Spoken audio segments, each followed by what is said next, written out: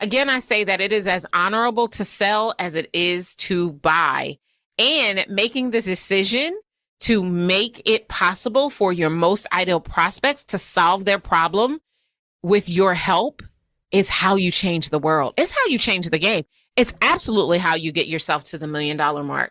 When you understand the significance of realizing that it's as honorable to sell as it is to buy, when you outline the cost of their problem, when you create your sales management system and you make sure that your messaging consistently focuses in on that problem, you will put yourself in the position to truly rock the sale and open up an opportunity to do millions in sales through your business. You're listening to the Move to Millions podcast with Dr. Darnyelle Jervey Harmon, the place to be for high-level conversations about all things millions. Your mission, mindset, methodologies, mandate, movement, messaging, marketing, metrics, and most definitely your money. I am your host, spiritual business growth coach, Dr. Darnyelle J. Harmon. Join me each week for inspiring stories, powerful interviews, and business growth strategy to help you experience abundance in your life because of your business. If you're ready to move to your next level everything, let's get this party started.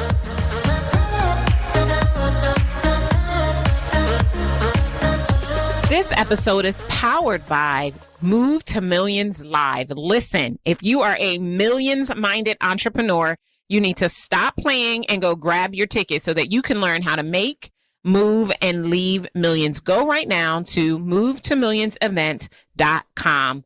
In today's episode, I want to talk to you about what is often the elephant in the room for entrepreneurs.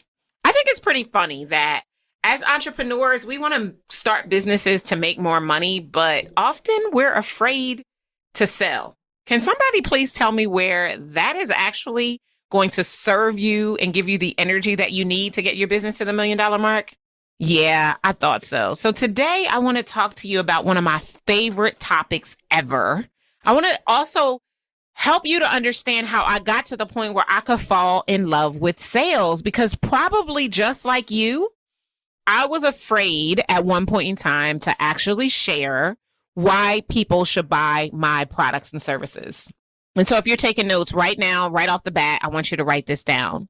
Making a sale or letting people know that you can solve their problem is your responsibility if you have the solution that they have been unsuccessful at finding on their own. Like, you're actually being selfish if you don't take the time to let people know that you can help them. And yes, in case you were wondering, you should absolutely be paid, and paid well, if I might add, when you do so. Oh, you know what? Let me back this train up a little bit, because I'm starting this conversation with you like we've just been sitting here for hours talking about sales, and not just any sales, but a sales infrastructure that will actually make you millions. Here's what I know. Excelling at sales is one of the hottest topics for entrepreneurs. And it's a hot topic because nobody's business is going anywhere if we don't figure out how to get people to take advantage of the offers that we make them and give us cold, hard cash. Something else I want you to write down in case you're taking notes. As an entrepreneur, you solve problems for profit. Yeah, that's right. It means that you're supposed to be paid every time you solve someone's problem. I hear all the time when we're talking to our clients in our programs, or even our prospects that are interested in considering our programs, this misnomer around sales and this desire to not be salesy. Like, where did that come from? Like, I remember the very first time as an entrepreneur, I went to a conference or a live event and they were talking about the sales process. And they put that picture up there of that icky used car sales guy. You know, the guy that no one ever wants to be, so much so that we end up ruining our ability to make sales because we automatically see ourselves sitting inside of that energy. That's why sales is one of the most misunderstood topics for entrepreneurs as well. But here's what I need you to know, and this is what I'm hoping you gain from spending this time with me in this particular episode, is that every single one of us, yep, that means you too, incredible one, you're a salesperson. We have to get comfortable selling. Now, I became familiar with the sales process really during my Mary Kay Cosmetics days. Now, prior to operating my Mary Kay Cosmetics business, I was in corporate America. I was initially a customer service representative, and sure, I had to do my fair share of upsells to get people to do a balance transfer. You remember those, right? And then I remember as I continued to progress in my career and moved to credit acquisition, I wasn't really selling so much as I was trying to get the information to get them to get the best credit card I could possibly offer to them. And once I moved into management, my need to sell, it diminished greatly. But when I went into Mary Kay selling lipstick and skincare and cosmetics and all of that good stuff, I was reminded by Mary Kay Ash of one of my favorite quotes from her, that nothing happens until somebody sells something. Yeah, because you don't even have a business, and there's no way we're going to get your business to the $1 million mark if you are not equipped with the skill to sell. But did you catch what I just said? I said the skill to sell, and that means that you, Incredible One, can actually learn how to position yourself in a way that the next natural progression is for them to make an enrollment decision and decide to hire you to solve their problem. I think it's important to note that for a lot of people, they believe that sales is service. And I don't disagree with that. I do think that there is an element of service associated with sales. But I do want to be clear that I don't want people to mistake service and think that when they're serving, there doesn't need to be money supplied to them at the end of it. This is often one of the places that I see a lot of people get tripped up. So this podcast episode is for you if you are tired of feeling inauthentic when it's time for you to sell. If you're one of those people who has to create a diversion in order to now switch, I've got my fingers in the air quotes, into the part of the conversation when you're going to ask people to give you their money, this is for you. If you've been struggling to figure out how to remain confident throughout the entire interaction, we're going to get into that too. And if you want to figure out the best way to show up fully and operate in an energy of service where people reward you financially for your ability to be able to solve their problems, I'm excited for you because $1 million sales start to happen when you realize that you deserve to earn at the $1 million level. Several years ago, I created a framework that I still use when it comes to sales. And that's what I call the Rock the Sale Success Formula. And I'm going to break that down for you today in this episode because it has served me and my clients extremely well over the years. I like really being able to take the framework around sales, especially because so many people struggle with it, and break it down into bite-sized pieces. So ROCK is the acronym that we're going to utilize inside of breaking down this framework for you to help you to understand what you need to do in order to have success without ever feeling salesy. The R stands for realize that it is as honorable to sell as it is to buy. Let me run that one back for you. It's as honorable to sell as it is to buy. Listen, life is a transaction, and every single day, all day, we are selling. If you have a spouse or a significant other and they want to go to this restaurant for dinner and you end up at the restaurant you wanted to go to, guess what happened? You just sold them into why they should go to the restaurant that you chose. It's as honorable to sell as it is to buy. You cannot have a sell without someone wanting to invest in themselves through it, right? So once you realize that, that should give you a level of confidence and comfort that the only way that this happens is if the two parties have agreed that there's a problem to be solved and a solution to be gained. And the only way to access that solution is through making a purchase or making an investment. Let me sidebar there for a second and just talk about the difference between using the words purchase and investment. If you focus on getting people to purchase, then they may not see the value. But if you talk about investing, they will actually understand the ROI or return on investment. The word investment also helps them to avoid the COI, the cost of inaction. So you open up an entirely different paradigm to help them to understand that you've got the solution to their problem. When you first realize that it is as honorable to sell as it is to buy, and you make it your business to give them access to something worth investing in. The O in the system stands for outline the cost of their problem. Again, I want you to write down, as an entrepreneur, you solve problems for profit. If there is no problem to be solved, there is no profit to be earned. If there is no problem to be solved, there is no sale to be made. And so it's going to be important for you to take the time in your sales conversation to actually help them to discover the cost of their problem. Everything costs us something, and it's not always just the cost of inaction, right? It could be the cost of doing it wrong. It could be the cost of not having the right solution. There are many costs that are associated with taking the step that doesn't lead them to the outcome or result that they want. And that gives them an opportunity when they see you showing up and consistently talking about their problem to make a different decision and enroll to get access to that solution. The C stands for create your sales management system. Systems make success predictable.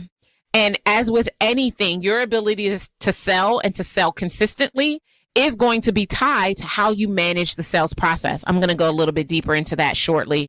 And then the K stands for kicking your competition to the curb by rising above the noise and standing out. That's right. Marketing and sales go hand in hand. We talked in a recent episode about your message and how to have a message that will make you millions. Well, in this particular episode, as we break down this sales process and you realize that it is as honorable to sell as it is to buy, everything begins to change. Now, one of the big reasons that I have seen over the past 14 years and working with entrepreneurs and small business owners, specifically around sales and the sales process, is that they are often allowing fear to run their sales department. I just want to let that breathe for a second, because it's possible that the reason why you're struggling to sell is because fear is running your sales department. If you've ever said, I don't want to pick up the phone because I don't want to be rejected, or I don't want to feel like I'm bothering people, yeah, that means fear is the sales manager, and that's a real problem. The imposter syndrome, which most people realize and ascribe to, is really just a question of whether or not you feel worthy enough to invite a prospect to get the transformation they have been asking for through investing in themselves and your solution. I want you to even notice the words that I'm using as we talk about sales, right? Because whenever you're sitting in that energy of you are bothering people, you're denying your ability to sit in the energy that you could be transforming those very same people. What would happen if you had the cure for any disease? If you could cure athlete's foot, if you had the cure to cancer, would you sit on it? Would you keep it to yourself? Absolutely not. You'd be out in the world letting everyone know that you did it. You did something that American Cancer Society has never been able to do. You've done something that the pharmaceutical industry has not been able to do. You found the cure. Well, if you look up the word cancer in the dictionary, the definition says disease, the word disease, D-I-S-E-A-S-E. If you separate the word D-I-S from ease, E-A-S-E, anytime something is not easy, anytime something is not moving with flow and with grace, it is in fact a form of cancer in its simplest form. Listen, I'm not trying to be disrespectful to anyone in your family who may have been plagued by this disease and either survived or lost their journey through it, their battle with it. But at the end of the day, the words itself means disease. And I think that we could go so far as to say every single one of us solves a form of disease. And if you solve a form of disease, why would you want to keep it to yourself? I believe that your ability to be successful in sales is going to demand a posture change. And that means that you're going to have to give yourself permission to authentically share how you can help others get results. The way this happens is by thinking like $1 million CEO and not just an entrepreneur. When you sit in the energy of how a CEO would be conducting their business, it is very hard to allow yourself to stay placating in that energy of entrepreneurship, which is often wishy-washy or built on moments of hustle and grind. You've heard me share on numerous occasions, it's not necessary for you to hustle or grind in order to enroll enough people into your programs to be able to hit the milestone that you have for yourself. When it comes to really breaking this down, it's going to be important for you to take the time to outline the cost of their problem. That's the second step in this formula. You have to seek first to understand. I believe that the sale is secondary. And if you are leading with sales energy, that might be the reason why you feel like a used car salesperson. The key to discovering the cost of the problem is to make it tangible for them. Because if you can make it tangible for them, then you can offer them a solution to solve the tangibility of that problem. And when you understand the tangibility of the problem, it allows you to be unapologetic because you do, after all, have the cure for their disease. Now, oftentimes I feel like people get caught up in this sales energy because they are attached to whether or not the person buys. Now, it never will be my recommendation that you perform a sales conversation when you are in a space where there's something that you need to have happen. Like, for instance, your mortgage is due. Don't hold a sales conversation when your mortgage is due. And here's why. That energy that you think you can hide is going to show up all over that sales conversation. And you're going to be operating from an energy of desperation, which will impact your ability to sell. The only way to be successful in sales is to detach from the outcome. I literally, on my computer, I have this sign for when I'm having a conversation with someone who's been interested in working with me in some capacity.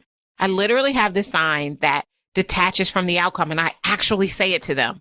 I say something like, listen, if for whatever reason, at whichever point in time throughout this process, you decide that you're no longer interested in working together, it's entirely okay with me. I just want you to keep in mind that I'm already a millionaire running a multi-million-dollar business. And I really enjoy working with those who are ready to make a decision to go to their next level. And what that does, that allows me to detach from any outcome.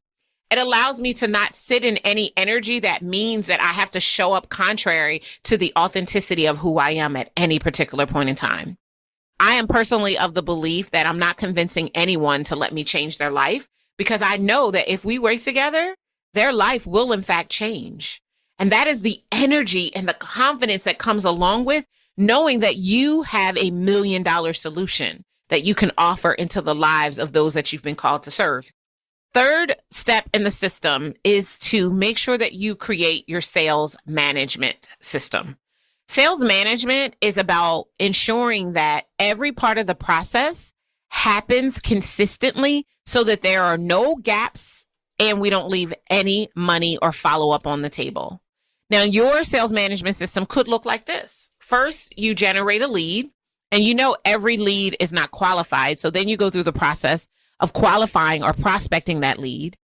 Once you've qualified that lead, then you present them with an opportunity, typically through a nurture and convert sequence, to take you up on your sales tool to solve the problem that they have, where you will ultimately make them an offer, and then you will deliver that offer to them. That's a sales management system. We call this at Incredible Factor University the business success formula.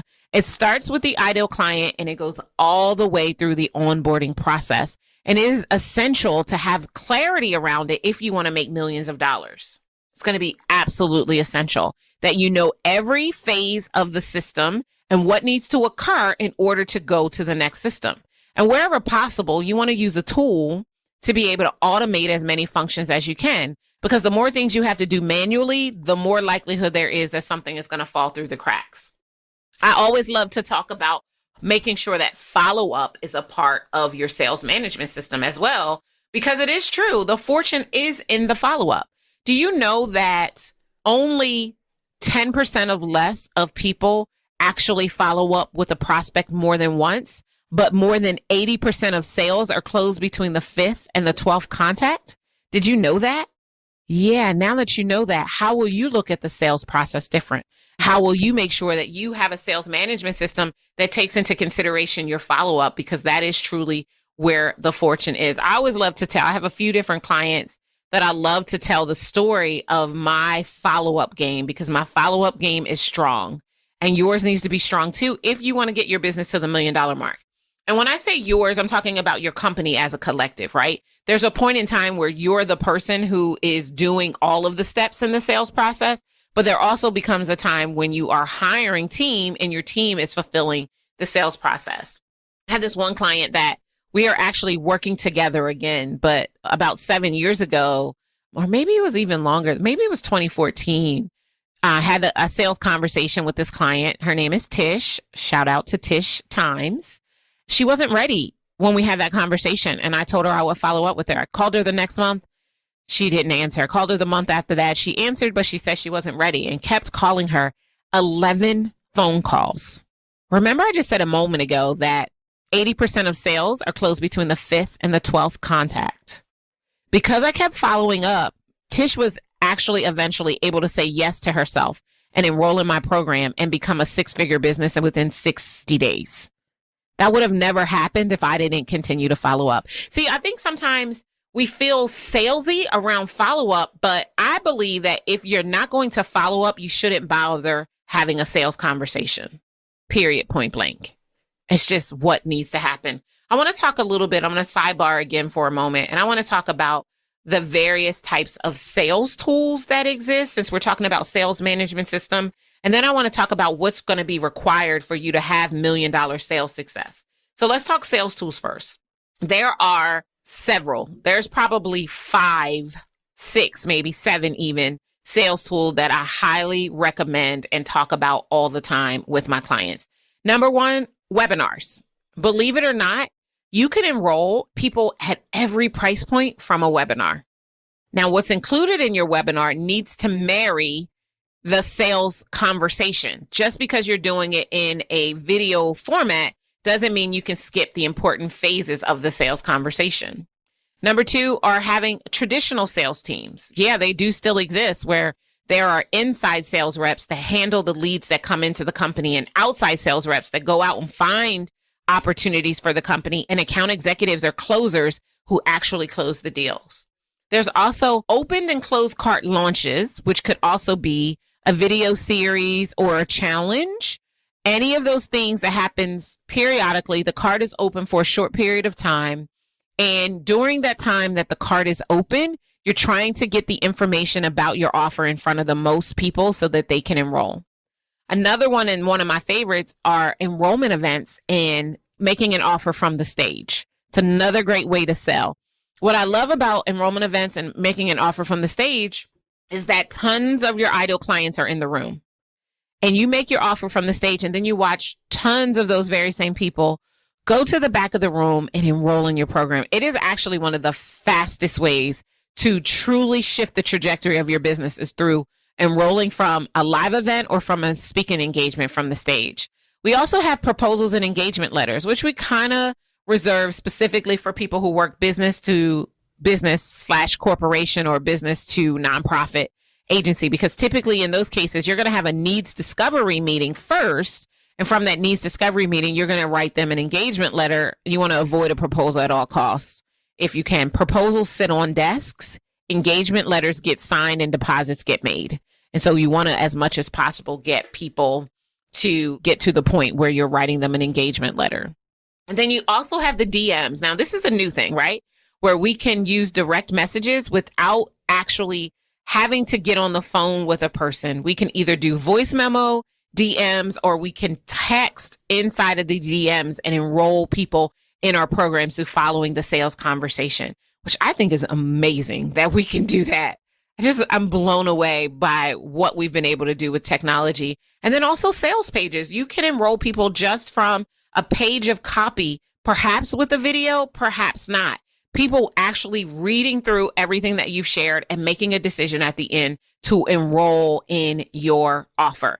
All of those are the various types of sales tools. Now, let me tell you my favorite to get you to the $1 million mark as quickly as possible. Number 1, hands down, live enrollment events. You guys all know my story. I crossed the $1 million mark for the very first time from my live event, from making an offer to a room full of hundreds of people and having enough of those people to enroll that it took me over the $1 million mark in one fell swoop, right? That's my absolute favorite. Second to that would be enrollment webinars. Now, with enrollment webinars, they can be paired with a video series or a challenge. They can even be paired with referrals, or they can stand alone all by themselves. But what I love about using webinars is that you can make them evergreen. So they don't actually require you to have a sales conversation with a person in order to get them to enroll. And then my third favorite way to enroll people is in the DMs. Believe it or not, If you would have asked me 2 years ago, would I send a few text messages, voice or words to people and have them pay me $30,000, I would have been like, there's no way. But today, there is a way. Now, all of this hinges upon your ability to be able to walk them through the sales conversation. And there is a way that your conversation has to go in order for it to produce a yes at the end of the conversation. And no matter which of these sales tools you're using, your goal is to get them to say yes. Now, before you get to the point where you actually are having the sales conversation with someone, there are a few things that should have taken place. Number one, you should have developed your offer. You need to know what you're offering them to solve their problem. Number two, you need to have your messages so that you can put that message out there and get people's attention, right? Number three, you need to have a way to generate leads. Number four, you need to have a way to pre-qualify your most ideal prospects. Number five, you need to have key performance indicators and a way to track them. Number six, you need to have complete mastery over the sales conversation. Number seven, you need to hold a sales conversation. Now, again, the conversation doesn't have to be you with a person on the phone or on Zoom. It could be a webinar. It could be a sales page. It could be time spent in the DMs. It could be a live event, but you need to know how to hold that sales conversation. And then you also need a follow-up mechanism and system so that those people who express interest but don't make a decision to enroll in the first conversation actually still get called back or followed up with to be able to make that decision. Their problem doesn't go away just because they can't decide in the first interaction. And if you never follow up with them, you're going to leave millions on the table. That is not what I desire for you. So the best way to get over that is to get to the point where you understand and you master the sales conversation. Now, here's a little sales truth for you. You are the CEO, right? You're the CEO of the company, and you have dreams and aspirations to become the $1 million CEO. That means that eventually your job is going to be to provide your team with a very clear conversational framework that will keep sales coming into your business. It may take you time to determine and perfect that conversational infrastructure, but that is your ultimate goal, that you understand the phases of a sales conversation and leverage the phases of the sales conversation consistently to get people to say yes to their next level completely through you. Again, I say that it is as honorable to sell as it is to buy, and making the decision to make it possible for your most ideal prospects to solve their problem with your help is how you change the world. It's how you change the game. It's absolutely how you get yourself to the $1 million mark. When you understand the significance of realizing that it's as honorable to sell as it is to buy, when you outline the cost of their problem, when you create your sales management system and you make sure that your messaging consistently focuses in on that problem, you will put yourself in the position to truly rock the sale and open up an opportunity to do millions in sales through your business. I want you to make sure that you go back and listen to the episode that we did recently on messaging. I'll put that in the show notes for you because that is such an important part of the sales process. I believe that if you are not closing new clients, it is something that you are saying or not saying. And I want to make sure that you are saying the right things in that conversation in order to get them to actually take the steps that you want for them to take. One of the questions I get all of the time, and I'm certainly not going to leave this episode without quickly sharing the phases of the sales conversation with you, because I want to make sure that you understand them. And again, regardless of which of the ways that you are interacting with clients, regardless of which one of those you're using, each of these phases still needs to exist. Phase one is all about setting expectations, right? You want to set expectations. Phase two is about discovering the cost of the problem. Phase three is all about transitioning from problem to possibility. Phase four is all about asking if they would like your help. Phase five is offering them your solution. Phase six is overcoming objections and advancing the sale. And phase seven is celebrating your new client. Here's what I know. If you can master these 7 phases, then you can put your business on the trajectory to make millions in sales. I'll see you next time. Take care. Thank you for joining me for the Move to Millions podcast. If, after listening to this episode, you're ready to stop playing and praying small, you should go grab my Plan for Millions bundle. One thing I know for sure is that before you can make the move, you've got to have the plan.